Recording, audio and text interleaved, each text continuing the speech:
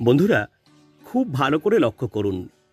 মনে হবে যেন পাখি তার ঠোঁট ঝুলিয়ে আপনারই ছাদ বাগানের কোনো ডালের মধ্যে বসে আছে। হ্যাঁ, অবিকল পাখির ঠোঁটের মতন দেখতে এই ফুল আপনার ছাদ বাগানে যদি ফোটে, তাহলে শুধু অপলক মুগ্ধতায় আপনার মন এবং প্রাণ ভরে যাবে। এই ফুলের মধ্যে রয়েছে আরও একটা বিশেষ বৈশিষ্ট্য।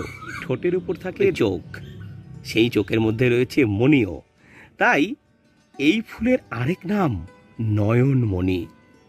হ্যাঁ বন্ধুরা, এই ফুলটি হচ্ছে সেই বিদেশি ফুল ক্লায়েন্থাস, যেই ফুল অনেক আগে লাগাতে পারলে ডিসেম্বরে ফুল দেয়, এবং সেই ফুল ডিসেম্বর, জানুয়ারি, ফেব্রুয়ারি, এমনকি এই ভরপুর বসন্তে মার্চেও প্রচণ্ড রোদ্দুরের মধ্যেও কিন্তু ভীষণ ভালো থাকে। ক্লায়েন্থাস ফুলের রং অনেকটা পলাশ ফুলের মতন। তাই যারা ছাদ বাগানে বসন্ত উৎসব উদযাপন করতে চান, তারা অবশ্যই এই ক্লায়েন্থাস ফুলের গাছ বাড়িতে লাগিয়ে ফেলবেন। কিন্তু দুঃখের কথা হচ্ছে, এতটাই এই গাছ সেন্সিটিভ হয় যে কিছুতেই এই গাছ আপনার ছাদ বাগান তথা বাড়ির টবে হতে চায় না। তাই এই গাছের সঠিক পরিচর্যা জানাটা অত্যন্ত জরুরি। অনেক ছাদ বাগানি বন্ধুরাই এই গাছের পরিচর্যা বলতে গিয়ে এতটাই এলাবোরেটলি বলে ফেলেন বা ভয় দেখিয়ে ফেলেন, তাতে মানুষ কিন্তু আরও ভরকে যায়। স্বাদের ছাদ বাগান ইউটিউব চ্যানেলের পক্ষ থেকে আমি রাজু ভাই আজ আপনাদেরকে খুব সহজভাবে ক্লায়েন্থাস ফুল গাছের পরিচর্যা বলে দেব। এই গাছের চারা নির্বাচন থেকে শুরু করে এই গাছের টব নির্বাচন, এই গাছ কোন মাটিতে ভালো হয়, এই গাছের সামগ্রিক পরিচর্যা কি করলে একটা গাছও মরবে না এবং শীত এবং বসন্তেও প্রচুর ফুল পাবেন, তার সিক্রেট টিপসের জন্যই আমার আজকের ভিডিও। চলুন শুরু করা যাক।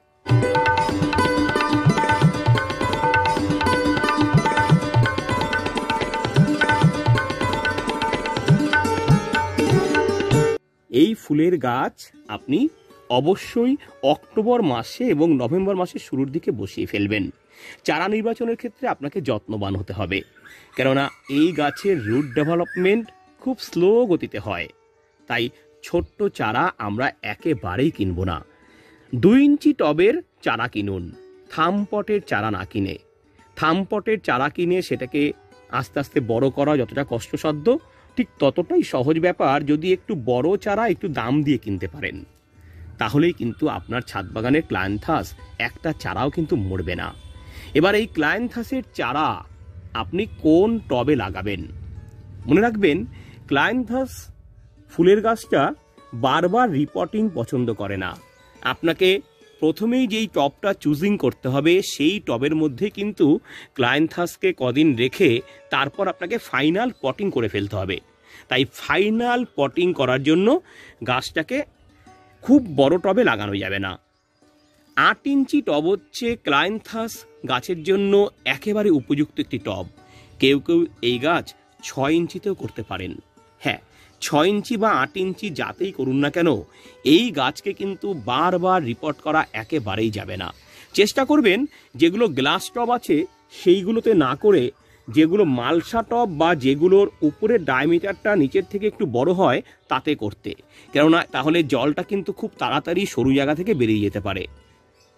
চলুন জেনে নেওয়া যাক এই গাছের মাটি আমরা কি করে তৈরি করব।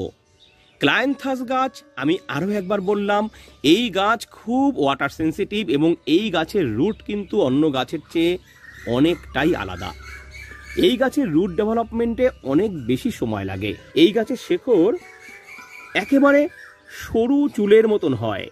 যদি গাছের মাটির পরিমাণ বেশি হয় টবে, তাহলে কিন্তু সেই মাটি ভেদ করে এই গাছের শেকড় বিস্তার লাভ করতে পারে না।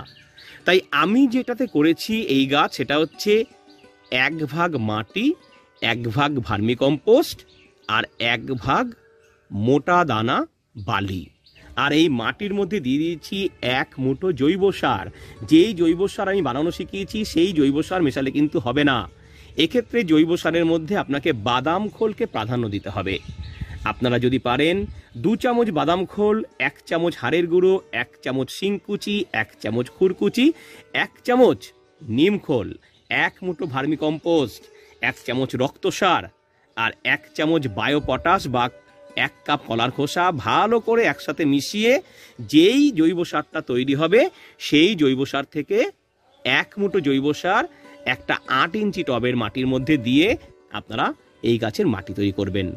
আর তাহলেই কিন্তু কেল্লা ফতে হবে, আপনার এই গাছ কিন্তু খুব সুন্দর এই সার পেয়ে বড় হতে থাকবে। বন্ধুরা, যারা থামপটে গাছ আনবেন তখন তারা যেই মাটির কথা বললাম এই মাটির মধ্যে গাছটিকে 2 ইঞ্চিতে বসিয়ে তারপর গাছের রক্ষণাবেক্ষণ করুন।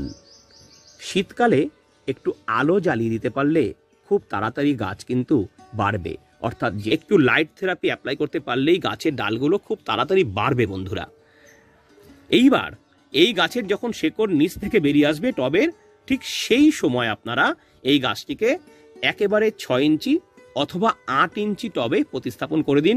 ঠিক যেই মাটিটা বলেছি সেই মাটিটা দিয়ে প্রতিস্থাপন করার পর যেটা করতে হবে আপনাকে, টবের 4 প্রান্তে 4টে পাটকাঠি একেবারে পুঁতে রাখবেন। কেননা এই গাছের অবলম্বন দিতে হয়, যখন গাছটা এরকম ফুল দেবে তখন ডালগুলো যাতে না বেঁকে যায় তার জন্য অবলম্বন দিতে হবে।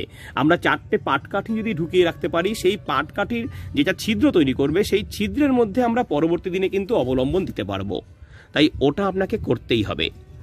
এইবার এই গাছ ফাইনাল পটিং করে দেওয়ার পর এই গাছের খাবার দিতে হবে আমাদেরকে। যখন আপনারা 2 ইঞ্চি পটে গাছটিকে রাখবেন তখন রুট ডেভেলপমেন্টের জন্য আপনাকে 12-61-0 এই ফার্টিলাইজার আপনাকে 2 গ্রাম 1 লিটার জলের মধ্যে গুলিয়ে গাছের গোড়ায় দিতে হবে 1 দিন পর পর। এই 12-61-0 ছোটবেলায় দিতে পারলেই গাছের রুট ডেভেলপমেন্ট ভালো হবে এবং গাছের পাতা থাকবে খুব সতেজ, সবুজ, প্রাণবন্ত, গাছও কিন্তু চরচর করে বাড়তে থাকবে।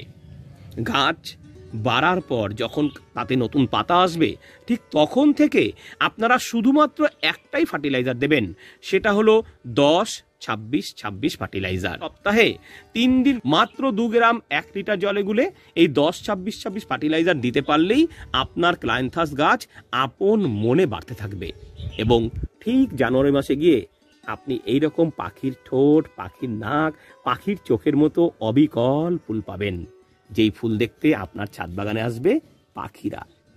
যখন গাছটি প্রেগনেন্সি পিরিয়ডে আসবে, যখন গাছটিতে এরকম কুড়ি চলে আসবে, তখন আমরা ফার্টিলাইজারটা সামান্য বদল করব। এনপিকে 0-52-34 ফার্টিলাইজার আমরা 2 গ্রাম 1 লিটার জলে গুলে গাছের গোড়ায় দেব সপ্তাহে 3 দিন। যদি কুড়ি না আসে তাহলেও কিন্তু আপনারা 10-26-26 বন্ধ করে এই এনপিকে 0-52-34 ফার্টিলাইজার গাছের গোড়ায় দিলেই ঠিক জানুয়ারি মাসের পর থেকে কিন্তু আপনার কুড়ি আসতে শুরু করবে। এইবার আসি এই গাছের মধ্যে কোন কোন রোগ পোকার আক্রমণ হয়। বন্ধুরা, ক্লায়েন্থাস গাছ জলের প্রতি খুব ভীতি প্রদর্শনকারী গাছ, অর্থাৎ এই গাছ খুব সেন্সিটিভ হয়। এই গাছের জল এমন করে আমরা দেব যাতে জল কখনোই বেশি না হয়, সেটা যদি করতে পারেন তাহলে কিন্তু এই গাছের ফাঙ্গাসের আক্রমণ হবে না।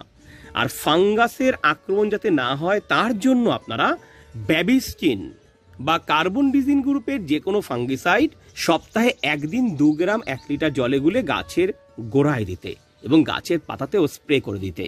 ব্যাবিস্টিন দিতে পারলেই আপনার এই মাটির মধ্যে যে ফিউজারিয়া অক্সিপোরাম নামে যে ছত্রাকটা বাসা করে সেটা বাসা করবে না, এই গাছের রুটও কিন্তু ভালো হবে। বন্ধুরা, তাই ব্যাবিস্টিন আর 10-26-26 এই দুটো সঙ্গে রাখুন, তাহলেই আপনার ক্লায়েন্থাস মাথা উঁচু করে দাঁড়িয়ে প্রচুর ফুল দেবে।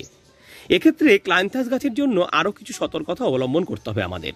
নাম্বার 1, এই গাছ কিন্তু সূর্যের আলোকে খুব ভালোবাসে, তাই শীতকালে একদম প্রচণ্ড সূর্যালোকে গাছটিকে রাখুন, দেখবেন আপনার গাছ কিন্তু ভোরে ফুল আসবে।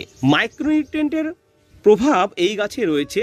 আপনারা অ্যাগ্রোমিন ম্যাক্স যে মাইক্রোনিউট্রিয়েন্টটা আছে সেই অ্যাগ্রোমিন ম্যাক্স মাইক্রোনিউট্রিয়েন্ট 1 গ্রাম 1 লিটার জলে গুলে 10-26-26 সঙ্গে মিশিয়ে দিতে পারেন সপ্তাহে মাত্র 1 দিন।